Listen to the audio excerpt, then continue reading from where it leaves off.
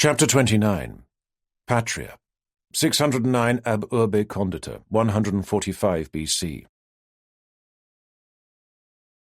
They will find you, and they will kill you. Croton was tied to a broken pillar in the middle of the ruined marketplace. He was seated, arms drawn back, wrists secured behind the pillar. The big slave was unshaven and dirty. He sat in his own filth. There was a swelling the size of a goose egg on his head, and his hair was stiff with dried blood. But he was alive. Croton obviously had a thick skull. They're not fools. They will not come today, but they will hunt you down. You will never be safe. Paulus did not answer, but checked the bindings and looked round what had once been the market of the remote and long-abandoned Brutian village. The buildings had collapsed many years ago. On all four sides of the square were cliffs of jumbled masonry.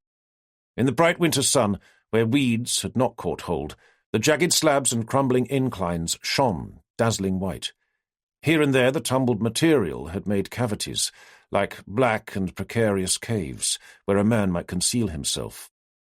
There was a gap where the road had once run. It was the only way in, and the only way out. That was why Paulus had chosen this place. Perhaps Croton was right and they would not come today. But Paulus thought they would. Croton knew something they did not. From out of sight, a horse called, and close at hand one of his mules answered. They will kill your family, and your Brutian whore. You talk too much. Paulus sat down. He was tired. It had been a long night and day. Paulus had left Zeno roped to a tree. It had been cold, and the youth was naked. He would have suffered, but he would not have died. The labourers would have found him not long after first light, when they had come to continue digging the trenches around the olives. Unless, of course, before going out to the fields, the farm workers had discovered that Croton was gone and seen the evidence of a struggle in the house. But then there would have been a search, and they would soon have stumbled across Zeno. Either way, the youth would have been released. After leaving Zeno, Paulus had crossed the river at ad fluvium Sidebottom and followed the road north in the direction of Consentia. In the dead of night, there had been no one at the bridge, and no travellers on the road. Paulus had pushed the mules hard, riding the foremost and controlling the other with a lead rein. Unconscious, Croton had hung over the back of the latter like a sack of grain, head and feet dangling. As the crow flies, probably it was no more than 5 miles from the bridge to the turning to Blood Rock and the pass of Labula. As the road twisted, it was nearer 10. Reaching the turning without incident, Paulus had set off east. The high Scylla had closed around him, the dark slopes of ash and oak, higher up pine and fir. The clop of hooves was lost in the solitude of the forest. They startled a herd of roe deer that bounded effortlessly away, their white tails showing through the trees. Once the mules shied to the side of the track, rolling their eyes and shuddering with fear. In the moonlight, Paulus had seen the white face, the lolling tongue, the pale, tawny shoulders. A big old wolf, perhaps hungry, but it had watched them pass. It was November. The last of the sheep would have been driven to lower pastures the previous month. The Scylla was deserted in the winter. But Paulus had had to get off the road before dawn. There was always the danger of encountering charcoal burners or gangs of pitch tappers whose desire for profit had made them tardy in their descent. After a few miles, Croton had begun to come round and started groaning. Paulus had dismounted, considerately given him a drink, and told him that if he made another sound he would cut his cock off and shove it down his throat. They had reached the ancient settlement as the sky began to lighten. Paulus had tethered Croton to the pillar, hobbled the mules, and built a fire of juniper and pine. The mules he had unsaddled and fed and watered. Croton he had left. A man could live for 3 days without a drink, much longer without food. Croton had a strong constitution. It would do no harm if he were weakened. Most of the morning Paulus had sat in the bitter, fragrant smoke by the fire. Occasionally he chewed some of the rations Anirus had provided, and from time to time went out and checked the approaches to the village. It's not too late. Croton tried a different approach. You could just slip away. Get to the Adriatic. Take a ship to Syria or Egypt. The kings there always need mercenaries. You won the civic crown. Paulus regarded the dishevelled figure. "Let us not talk like fools. It is far too late for either of us, especially you. It does not have to end like this." "Yes, it does," Paulus said, "but in silence." Paulus cut a short length of rope and went to gag Croton. The slave struggled, clenching his jaws, throwing his head from side to side. Paulus drew his sword and used the pommel to hit Croton on the lump on his head. Not at all hard, but probably enough to cause agonizing pain. Paulus forced the rope between Croton's teeth and lashed it tight. It was past mid-afternoon. Again Paulus ran through his estimates of distance and time for men riding flat out, from Temessa to Consentia, from there to Blood Rock, and from Temessa to Blood Rock. His first calculations had proved correct. If the latter did likewise, they would come when the shadows were lengthening. Paulus eased his back against a slab of masonry. Croton was glaring at him above the gag. In the quiet of the afternoon, Paulus knew he was being watched, and by more than mortal eyes. "Remember Corinth," they whispered in his mind. "Remember the last house." But he would not do so. Not now. Not yet. If things fell out as he hoped, he might get a chance to tell the person who most needed to know. Paulus's thoughts drifted to Minardo. To Hades with Rome. If she would have him, he would live with her as if she were his wife, if he survived. As for children, who could tell what the future held? Carpe diem. Yes, he would seize the day, if he survived. An owl hooted in broad daylight. They were here. Paulus got to his feet. They were earlier than he had thought. Their mounts would be near broken. Paulus stretched, looked about, checked everything was as it should be. Lollius strode into the remains of the marketplace. He was dressed for hunting. A broad-brimmed hat, thick leather tunic, stout boots, and a sword on his hip. "You came," Paulus said. "Of course I came, old friend, when I got your message." Lollius came over and embraced Paulus. If he showed a little reluctance, that might be because he was embracing a man accused of several murders. Lollius let go and stepped back. "So, Croton was the killer?" Paulus said nothing. "What gave him away?" "His smell. That perfume of spikenard and cinnamon is expensive and distinctive." "Stupid of him." Lollius walked a few steps away. He kicked some loose pebbles. "That is all the evidence?" "He will confess under torture." "Slaves spout all sorts of lies under the lash. So old Ursus says.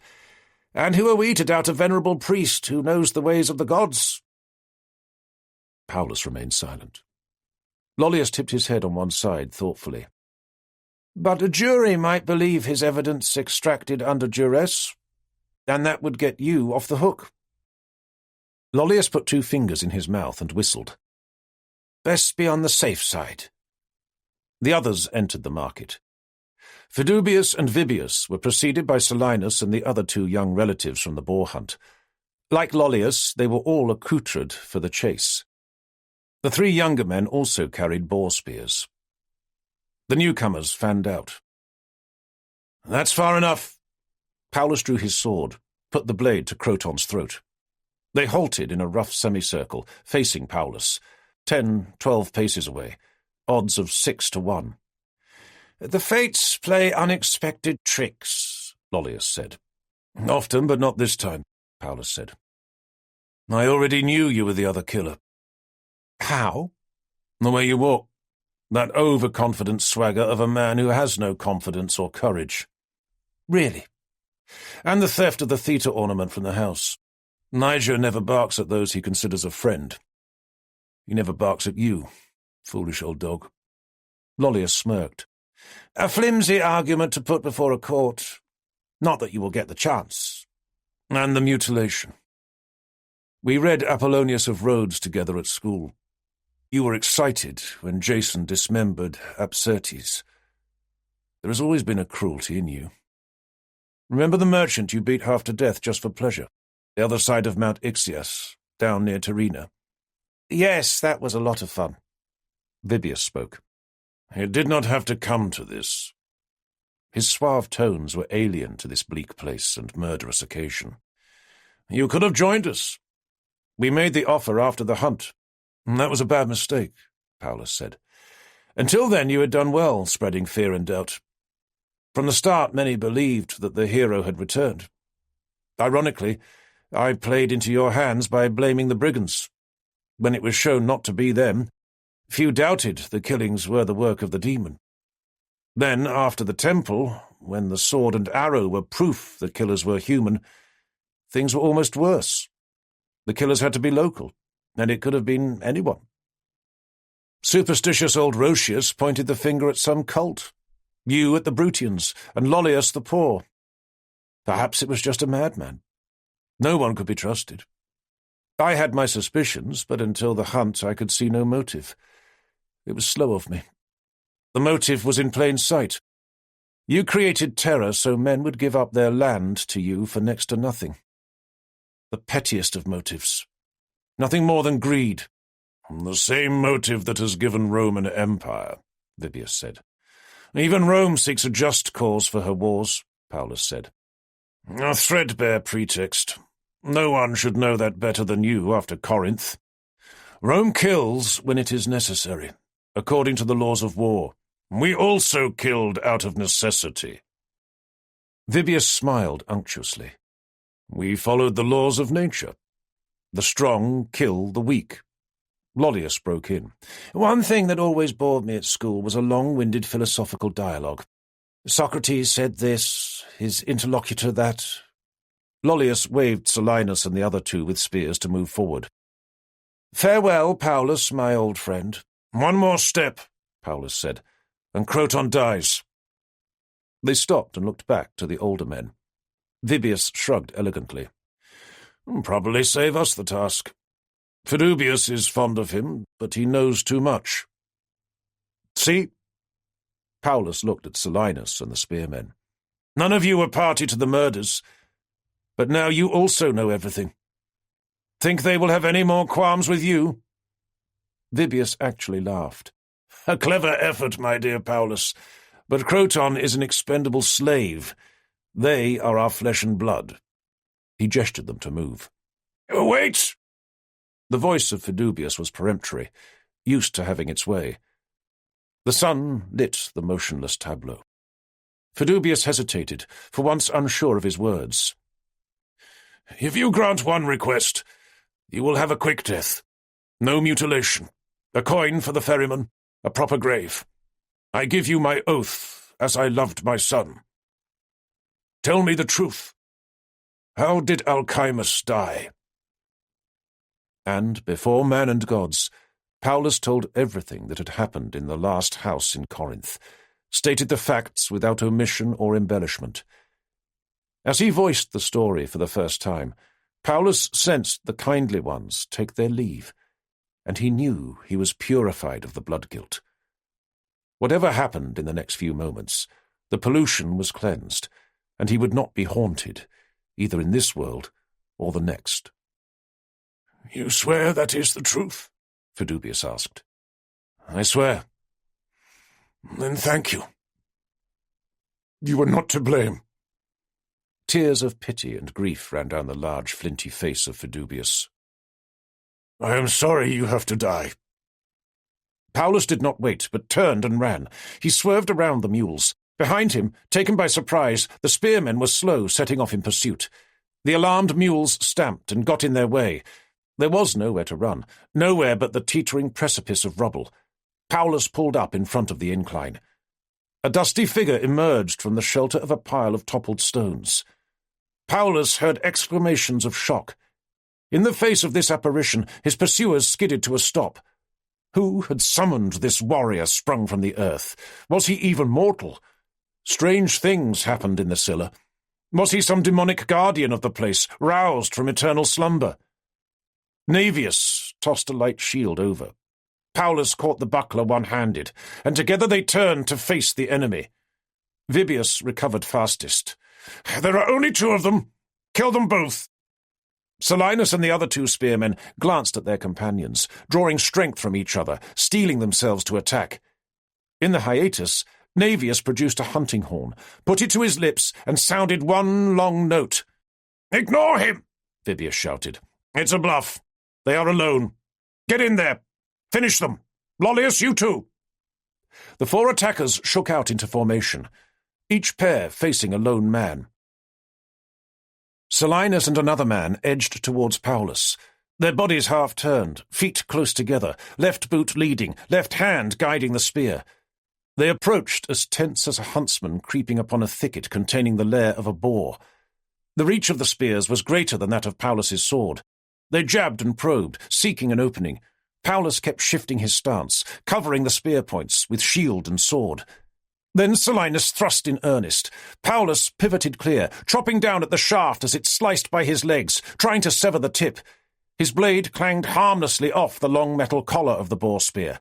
Silenus recovered, and the cautious dance resumed. It was like facing the Achaean phalanx. Get inside the reach of the spears, and they were helpless. With a sweep of the sword, Paulus forced Silenus's weapon off to his right. It fouled the other spear. Shoulder tucked into shield, Paulus drove forward. Legs pumping, he crashed into Silenus. The shield thumped into Silenus's chest. Silenus toppled back, measured his length on the ground, his head cracking on a paving slab. Paulus whirled round. He was close to the other assailant.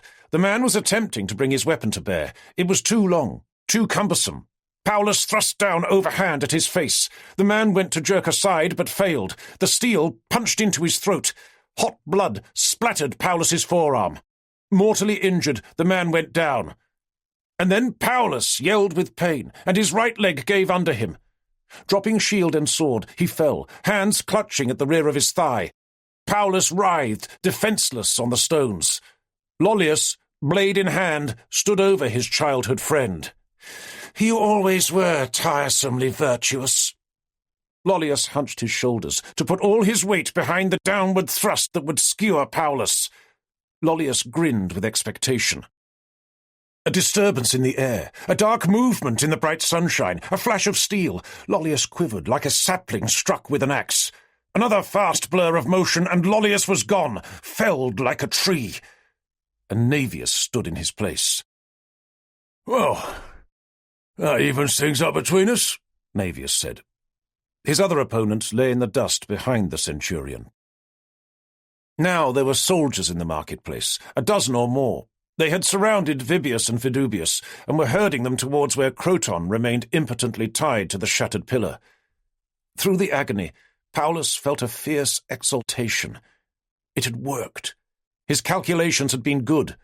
Anirus had played his part, ridden through the night to Orestes at Consentia, brought help in the morning. The killers had not detected the prefect's bodyguard lying in wait in the outskirts of the abandoned village. The stratagem had succeeded. Naevius crouched and inspected Paulus's leg. "Stop making such a fuss. It's nasty, but you'll live." Naevius leapt to his feet, snapped to attention. The prefect of the Brutians had entered the ruins. More soldiers guarded him. "Did they confess?" Orestes asked Naevius. "Yes, sir, I heard every word." Orestes looked at Paulus. "Are you badly hurt?" "It's nothing, sir," Naevius answered for him. "Centurion, take the survivors into custody. They will be charged with murder. The law will take its course, but there can be no doubt about the verdict." "Yes, sir." "Then it is over," Orestes said. "The killings are at an end. No evil stalks the hills. The hero of Temessa has returned to the depths of the sea."